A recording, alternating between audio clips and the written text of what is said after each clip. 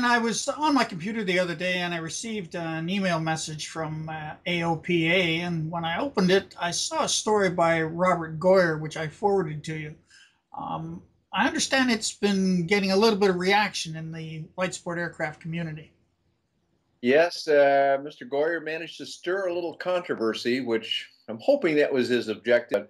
He made comments like the LSA segment is in critical condition. He said, "We love LSA, but we see little room for optimism." And then the most incredible part of his statement, I thought, was he says industry consensus standards were what he calls a stroke of brilliance, but he says, quote, "It didn't work." And I find that to be, well, at least underinformed about what is actually going on. And we think we need to address that fact more explicitly. A lot of what he says and what we've been hearing from some other people relates to the fact that FAA has been out doing some audits of companies. And FAA has said that they've found some non-compliance in some of these companies. And that seems to be the springboard from which some of these aviation leaders are going when they make negative statements about light sport. In fact, FAA has been to less than 10% of the 90 manufacturers. And yes, they've found some documentation errors. They found some missing stickers or things of that type. Let me make this point very clearly. No LSA have been grounded. Not one has been grounded as the result of a FAA visit. If there was safety of flight problems, they most certainly would have done that. So the audit then, for example, we were just talking to the Sea Ray people. They passed the audit with flying colors. They had a sticker apparently that wasn't in place and they had to put a sticker on it. Others, it's been a matter of the numbers on the airplane have been the wrong size. I mean, none of this seems to be a safety related issue. It seems to be more paperwork. Well, that's exactly the point, Dave. It's about documentation and it's about process and it's about meeting the letter and spirit of the regulation and of the ASTM standards. And, you know, with any inspection of any company at any time, there is the opportunity to find some flaw in what they're doing. That's okay. That's how we correct errors, just like a student pilot makes mistakes, and that's how he learns. So FAA going around and doing this, actually doing the industry a favor. They're finding the few problems that many of these companies may have, and they're helping to correct them. That's the way things should work. And in fact, there have been no safety of flight problems that have caused any, not one airplane to be grounded. FAA leaders of all kinds have used one word when they refer to safety of light sport aircraft, and that word is acceptable. There has literally been nothing like this in aviation since the Wright brothers first took flight. And this is a worldwide phenomenon. It's not just in the USA, Australia, New Zealand, Brazil, and many other countries are already accepting these ASTM standards so that airplanes made in one country can be sold in another with very little effort. That's a great thing. This is a worldwide phenomenon that's going on, and we literally have nothing like this to compare in aviation history. I think we should be celebrating that fact and not being dismayed by the fact that it has not solved every problem in aviation yet. We need a little more time. As I said, the first aircraft to come on the market was less than 8 years ago. It has produced the most incredible burst of design ingenuity we've seen in aviation since the beginning of flight, with 130 models coming to market in less than 8 years' time. There's nothing like that in aviation history worldwide. In the article, they go into the cost of these aircraft, though. There's an indication of, upwards of $150,000. Well, there are some airplanes up in that range. And those are some mighty fine models, but let's put that in perspective first. A new GA airplane starts at around, well, depending on what you're looking at, but let's say 300,000 up to a half a million, and some well beyond that. So, an airplane, a light sport aircraft that costs $150,000 is still quite a bargain. But these things are deluxe, well-equipped airplanes with autopilots, with large digital glass cockpit instrument panels, with airframe parachutes on them, with cockpits that are wider than a 172. Not a few of them, but most of them are that size. They're comfortable to be in for long flights. Some of them have nearly 1,000-mile ranges to them. These are some of our top models include the Flight Design CT, the Czech Sport Aircraft Sport Cruiser, the Vector Harmony, Cessna's own Skycatcher, the Pipistrel Cetus, the TL Ultralight Sting, Cub Crafters, and the list goes on. I'm leaving out some just in the interest of brevity here. Those are all our deluxe models, and yes, some of them are as much as $150,000.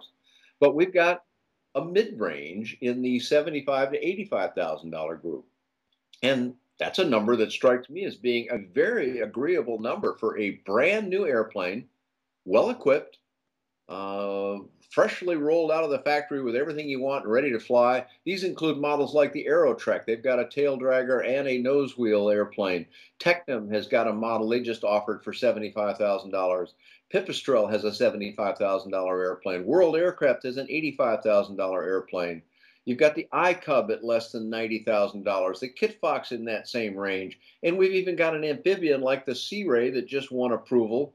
That's a seaplane, amphibious airplane for only about $130,000. But we've got lots of them in that $75,000 to $85,000 range. That's the middle. We've got some that are less than that. We've got the Bushcat, the X-Air, the M Squared. These airplanes run $50,000, $60,000, and in fact, even below $40,000 for a ready-to-fly airplane. But that's still not all like the late-night TV shows advertise. We've got powered parachutes, weight shift control airplanes. Some of these are some beautiful pieces of equipment for $40,000 ready to fly.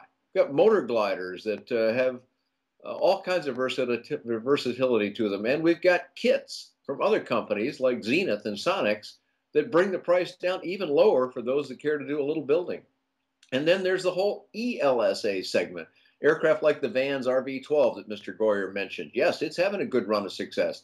It's one that you build, and you can build different amounts of it, from 1% to 99%, depending on what the manufacturer and you decide. It doesn't have to be you building half of it. Mr. Goyer mentions the Skycatcher in his article, and he refers to it as a miserable failure. How many aircraft has Cessna actually sold?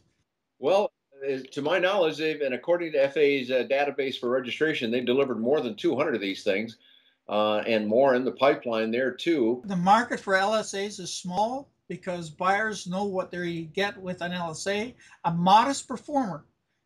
I've flown these airplanes, Dan, as you have. I don't consider them to be modest performers. No, I'd say when you're talking 1,000-foot per minute climb rates and getting off the ground in as little as 100 or 200 feet, some more, some less, some quite a bit less. So the range is wide there too. I think they perform admirably well. But you know, there's other forms of good performance than just high speed. How about great fuel economy? I recently took a flight over to the Bahamas with a bunch of other people, and we made quite a round trip. I put a total of 7.5 hours on the airplane. I didn't buy a single gallon of gas until I got back home. And when I did, I used automobile gas, sometimes called MoGas, and bought it for $1, $1.50 less than half gas. Quiet? Would you call that a performance criteria? Well, probably not, but your neighbors might think so when you go overhead and don't make a lot of racket. And the width of the cockpits and the superb equipment that many of these have, a lot of things to be said for them. They only require a driver's license in lieu of an aviation medical, and for some people, that's been a wonderful savior. That's kept a lot of people in the air that might have had to retire. So I don't think it's a negative, it's a positive, but it's only one. The organization of which I'm currently head, the Light Aircraft Manufacturers Association, sometimes called LAMA, has put together a slideshow that we're going to be using at air shows around the country that gives 20 reasons to buy a light sport aircraft, and not one of the 20 reasons is the medical. We're just leaving that one out. Everybody already knows that one, but they're unaware of some of the other great reasons. Not only can these airplanes be flown around the country, but several have made around the world flights already, and not just one or two, several have. So clearly they can go the distance when they need to. But in the harshest environment of all, light sport aircraft have done very well. What do I refer to? Flight schools and training. Students have to be allowed to make mistakes if they're going to learn. And mistakes mean hard landings or other problems that they might cause an airplane to endure. Do light sport aircraft hold up in that environment? Some are saying no, that they're too light. They're built too lightly to hold up in this. They can't do that kind of duty. You and I went around at Sebring, Dave, and we found at least a half a dozen or more companies that said, well, I've got examples that prove that's wrong. We heard about airplanes with 1,500 hours, with 3,000 hours, with 4,000 hours. Airplanes going through now their third engine rebuild, and the airframe is holding up just fine. But the point is, even some aircraft we heard about with literally tens of thousands of landings are holding up quite well in the flight school environment. And that's one of the toughest places to be, where airplanes are racking up, 100 hours a month or more in a flight training environment. These aircraft, because of their durability, are actually able to make a fair living for some of these people. Well, they are indeed, Dave. And first of all, you start out with a new aircraft. The new aircraft's going to have less maintenance needs than one that's 30 or 40 years old. Clearly, I mean, anyone can understand that. Again, I'm not putting down those older aircraft. It's great that we can keep them flying for so long. But when you're in a working environment, you want something that's not going to have downtime. Downtime can kill a flight school, and you want an aircraft that you can get back in the air quickly after it has a maintenance need. And light sport are doing that quite well for these people. Yes, we heard a number of stories, but not only about the low operational cost of them, the low fuel usage, and the relatively low maintenance of these aircraft, but also the acquisition price and the residual value that they hold are doing quite well.